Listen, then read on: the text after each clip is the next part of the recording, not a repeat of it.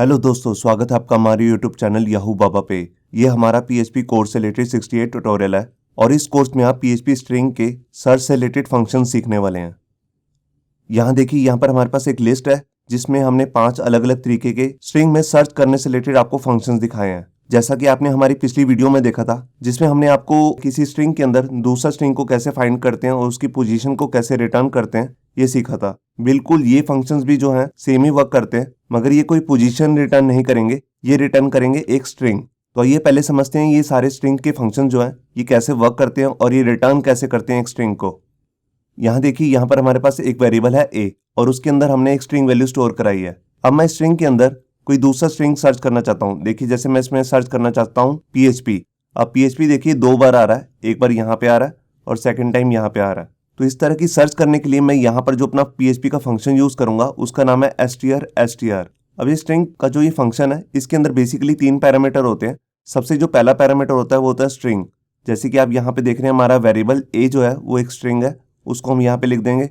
उसके बाद हमारा जो सेकंड पैरामीटर होता है वो होता है सर्च आइटम, कि हम सर्च क्या करना चाहते हैं। जैसे हम यहाँ पे PHP सर्च करना चाहते हैं तो उसको हम यहाँ पे लिख देंगे। उसके बाद हमारा जो थर्ड पैरामीटर होता है बिफोर सर्च, ये एक ऑप्शनल पैरामीटर है, देना जरूरी नहीं है। इसकी बेसिकली 2 वैल्यूज होती हैं, फॉल्स या ट्रू। बाय डिफॉल्ट जो इसकी वैल्यू होती है वो होती है फॉल्स। इसका मतलब क्या होता है ये भी मैं आपको बताता हूँ। अब जो ये स्ट्रिंग है str नाम से जो हमारा फंक्शन है ये बेसिकली वर्क कैसे करेगा, ये हमारे इस स्ट्रिंग के अंदर सबसे पहला जो PHP मिलेगा उसको पहले फाइंड करेगा। उसको फाइंड करने के बाद उसके बाद जितना भी स्ट्रिंग बचा है, रिमेनिंग स्ट्रिंग रह गया, उसको ये रिटर्न कर देगा कुछ इस तरीके से। ये देखिए, पहले यहाँ पर आया कोमा, फिर उसके बाद स्पेस है, फिर यहाँ पे लिखा आई लव PHP 2।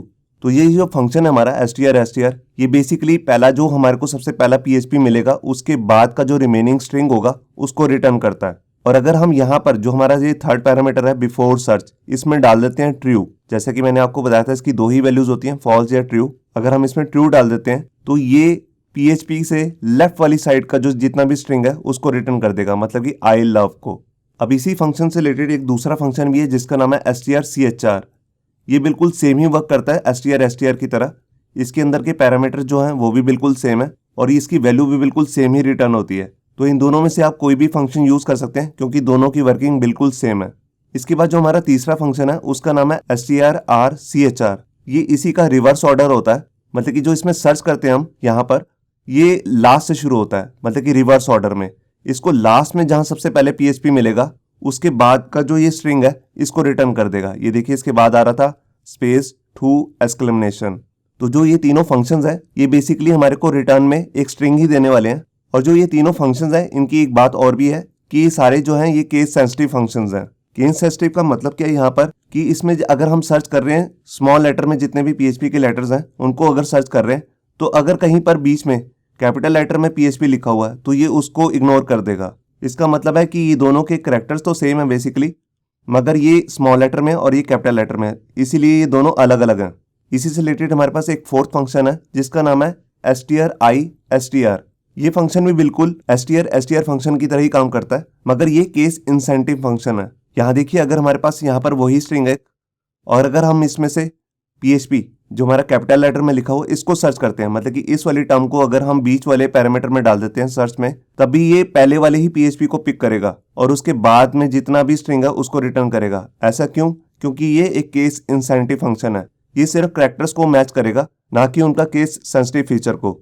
इसके बाद में जो हमारा लास्ट फंक्शन है उसका नाम है strpbrk। ये बेसिकली किसी कैरेक्टर को फाइंड करता है किसी एक स्ट्रिंग के अंदर। मान लीजिए हमारा ये एक स्ट्रिंग है और इसके अंदर हम सर्च करना चाहते हैं ओ। अब ओ देखिए यहाँ पर है, जहाँ पे आप देख रहे हैं लव के अंदर जो पहला ओ आ रहा है, तो ये उसको फाइंड करके यहाँ से उसके बाद में जितना भी रिमेनिंग हमारे पास स्ट्रिंग रह जाएगा उसको रिटर्न कर देगा। जैसा कि आप यहाँ पे देख रहे हैं जो सेकंड पैरामीटर होता है इसके अंदर उसका नाम है कैरेक्टर लिस्ट, CHR लिस्ट। तो हम इस फंक्शन के अंदर एक ही साथ कई सारे कैरेक्टर्स को भी सर्च कर सकते हैं।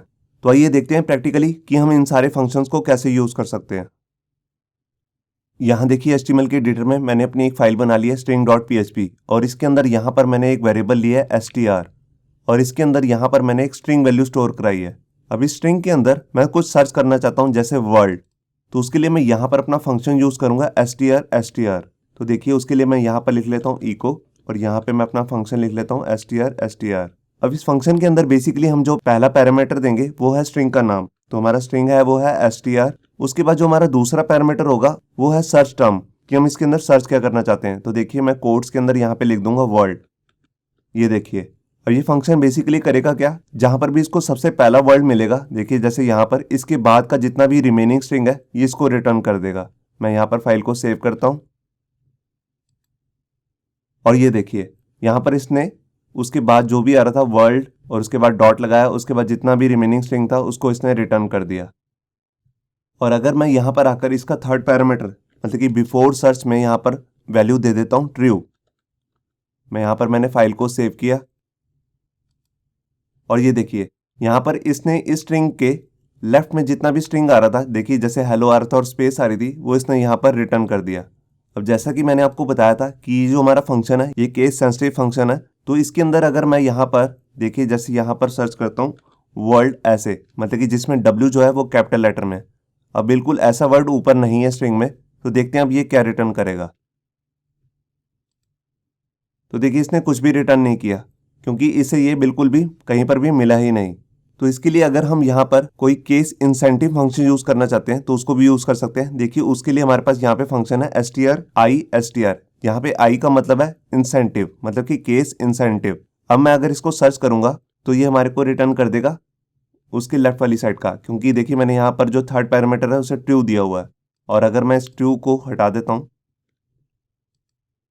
और ये देखिए उसने इसकी राइट वाला जितना भी स्ट्रिंग था वो सारा रिटर्न कर दिया। तो आपने देखा कि कैसे केस इंसेंटिव फंक्शन काम करता है। इसके अंदर अगर हम सारा जो वर्ल्ड है वो कैपिटल लेटर में भी लिख दें तभी ये फर्स्ट वाले को ही सर्च करेगा, क्योंकि ये सिर्फ कैरेक्टर्स मैच कर रहा है, ना कि उनका केस सेंसिटिव फीचर, मतलब कि वो कैपिटल लेटर में है स्मॉल लेटर में, ये बिल्कुल भी देख ही नहीं रहा है वो। ये देखिए अब जैसा कि हमने इसे पिछला फंक्शन किया था str, मैंने आपको बताया था इसी से रिलेटेड एक और फंक्शन भी है जिसका नाम है strchr। ये भी बिल्कुल वैसे ही काम करता है। और अगर हम इसके अंदर जो वर्ड है वो स्मॉल लेटर में लिख देते हैं और फाइल को यहाँ पे सेव करते हैं, तो देखिए ये भी बिल्कुल वैसे ही काम कर रहा है जैसे हमारा फंक्शन काम कर रहा था str। और इसके अंदर भी हम थर्ड पैरामीटर यूज कर सकते हैं। मैंने यहाँ पर दे दिया ट्रू और फाइल को सेव किया और ये देखिए ट्रू करने से ये इसकी लेफ्ट वाली साइड का जितना भी स्ट्रिंग था उसको इसने रिटर्न कर दिया।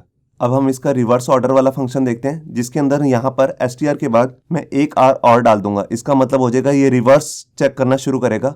इसे बिल्कुल लास्ट में जहां पर भी वर्ड मिलेगा उसके बाद का जितना भी स्ट्रिंग है ये हमारे को वो रिटर्न कर देगा। तो इसमें यहाँ पर थर्ड पैरामीटर यूज नहीं होता है, इसको मैं हटा देता हूँ और यहाँ पे फाइल को सेव करता हूँ और ये देखिए यहाँ पर आ गया वर्ल्ड इज नाइस।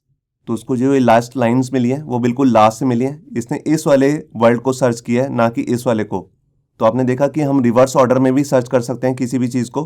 अब इसके बाद में हम लास्ट फंक्शन करते हैं जिसका नाम है strpbrk।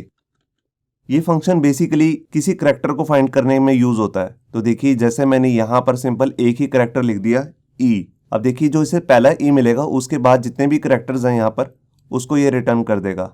यहाँ पर मैंने फाइल को सेव किया और ये देखिए यहाँ पर ई के बाद जितने भी करेक्टर्स थे वो सारे इसने रिटर्न कर दिए।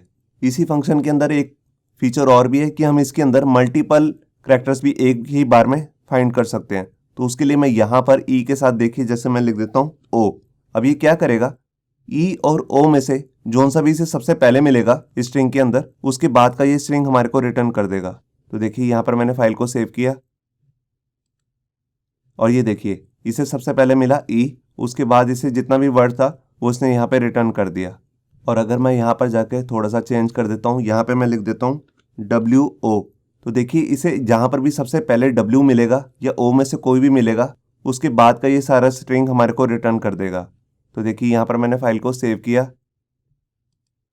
और ये देखिए यहाँ पर इसे W और O में से सबसे पहले मिला O। यहाँ देखिए हेलो में ओ था तो इसने इसी को फाइंड किया और उसके बाद का जितना भी स्ट्रिंग था हमारे पास रिमेनिंग उसको इसने यहाँ पर रिटर्न कर दिया। तो ये थे हमारे पास स्ट्रिंग से रिलेटेड कुछ फंक्शंस जो हमारे को बेसिकली स्ट्रिंग को फाइंड करने के बाद उसका रिमेनिंग स्ट्रिंग रिटर्न कर देते हैं। होप सो आपको ये हमारा वीडियो ट्यूटोरियल अच्छा लगा होगा। अगर अच्छा लगा है तो वीडियो को प्लीज़ लाइक करना मत भूलिए। अगर आप ऐसे ही रेगुलर अपडेट चाहते हैं तो हमारे चैनल याहू बाबा को सब्सक्राइब करना मत भूलिए। Thank you.